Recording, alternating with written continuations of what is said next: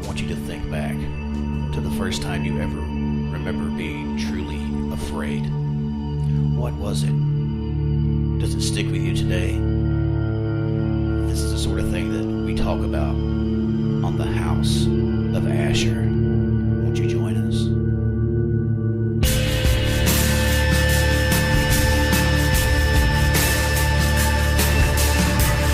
The House of Asher, a clearinghouse for the mind. I want to welcome all of you to the maiden voyage of House of Asher. I am your host, Steve Asher. When I come up with this idea, I wanted to do something a little bit different.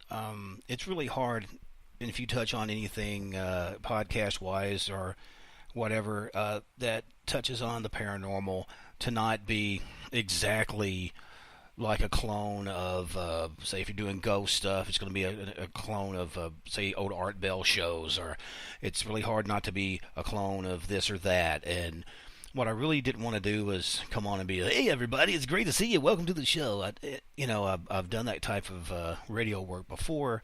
There's nothing wrong with that. There's, I guess, a time and a place. But I want to talk to you guys. I don't want to sit here and try to sell you a line of BS. I want to talk to you like it's like we're friends. And hopefully over time, if you guys, tuning in for the shows and whatnot, that's what we'll be. That's what we will be, rather. And so anyway, what I wanted to touch on was a few different things.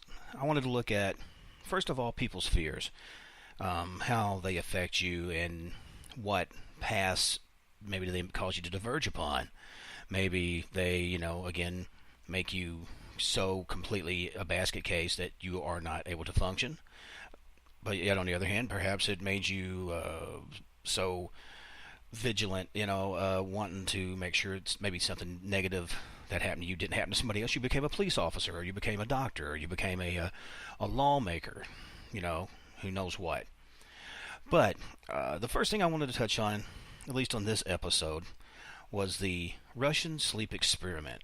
I think we all remember the Russian sleep experiment. Started out as a creepypasta creation, obviously, in which you can visit these guys, on YouTube. If you have no idea what creepypasta is, you're obviously very new to YouTube. They've got a whole gaggle of stuff, which has included, obviously, the Russian sleep experiment, Slender Man, a lot of different things that, went on to become movies, which including the Russian sleep experiment. Became a movie, I think it was in 2015, if memory serves.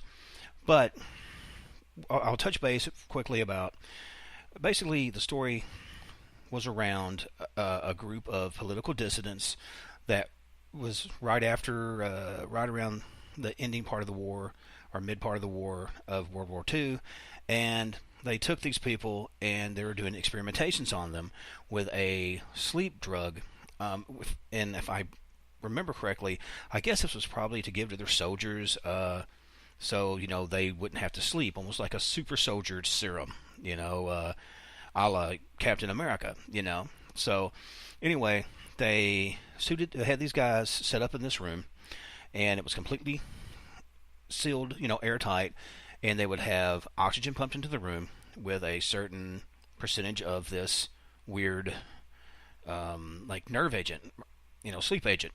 Anyway, what happened was they would have to keep it just so, because it basically was a toxin and it would kill you really, really quickly. So they had to just barely give them enough for it to affect them over a course of several weeks. I believe the test was going to be like 2 weeks, 15 days, something like that. Anyway, they had enough food, they had cots, they had all the basic amenities that you would afford for someone to halfway function in those type of conditions. And obviously it was also somewhat of a sensory thing. They just didn't have any exposure to anything outside. Well, things started out basically okay. First 5 days or so, things were pretty mundane. They were doing different activities and whatnot. They had portholes that were basically like two-way mirrors that they could watch them through. They also had microphones set up various locations in the testing area. And as time went on, strange things started to happen. Um, the people began to become increasingly more paranoid.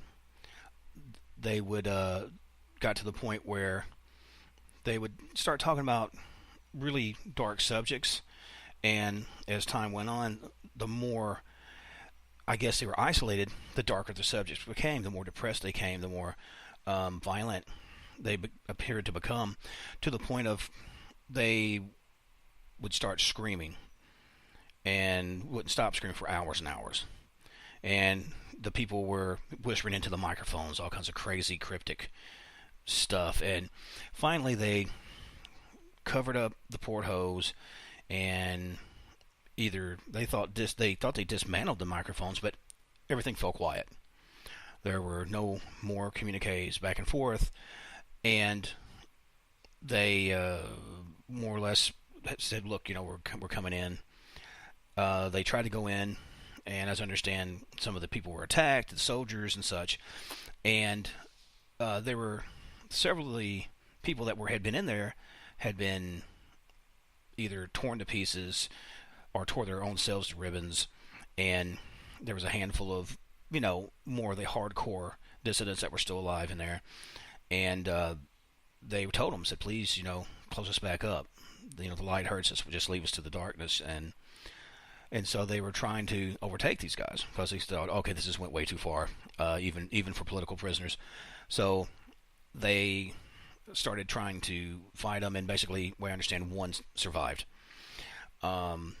The person that did survive was so out of it, again, still begging to stay in there. They didn't want anything about it. And it was a thing where the doctors were working on them, and the guy or lady told them as they were getting close to it, says, "No, keep cutting." Almost a hint to like kind of a Hellraiser type situation. You're put in such dire straits and have to deal with such dark situations. No sleep, your mind's going, you're having hallucinations. And just everything was everything was crazy, but they did, EEGs on these people, but nothing really showed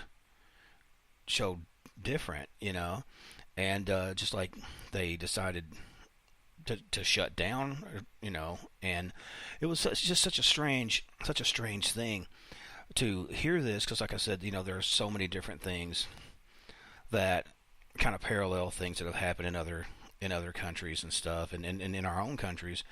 What was so funny, if I'm getting the quote right, they were asking us, says, what are you? The scientists said, we have to know. And I guess if you want to call it a human, said, have you forgotten so easily? We are you. We are the madness that lurks within you all, begging to be free rather at every moment in your deepest animal mind. We're what you hide from in your beds every night. We're what you sedate into silence and paralysis when you go into the nocturnal and fear to tread. And it's one of those, it's chilling. And I know that if you look just like in the U.S., U.S. histories, you have everything from the from 1800s of different experimentation and exposure to different pathogens, and during the I think it was the 1930s or 40s, them releasing mosquitoes with syphilis in the black sections of, I think, Mississippi, and they had all these men contract syphilis. And basically we're saying, well, let's see how long it takes to affect them, what kind of resistance they have against it. Just really kind of Dr. Mangala type stuff, things you would not assume that an American, if, at least, because I am an American, I would not ever do that to an enemy, much less to a stranger. And this is our own government doing this. So it kind of leaves you with a healthy fear, and I think the fact that people do mistrust the government a lot more than they did before gives it that extra fuel, because like I said, a fear is generally just a fear, but it's like a spark. But if it finds kindling in your head, that's when it takes off, and that's a fire that's almost impossible to put out. So, I thought that was really interesting, especially once you know that there are still a lot of tests going on. They've had different plasma tests going on with synthetic blood. It was up as early as recently as, I guess, probably 2012 or 14. They did not get permission from these people at all. They dosed them up, and there it was. So, I thought that was pretty creepy in itself because it's real.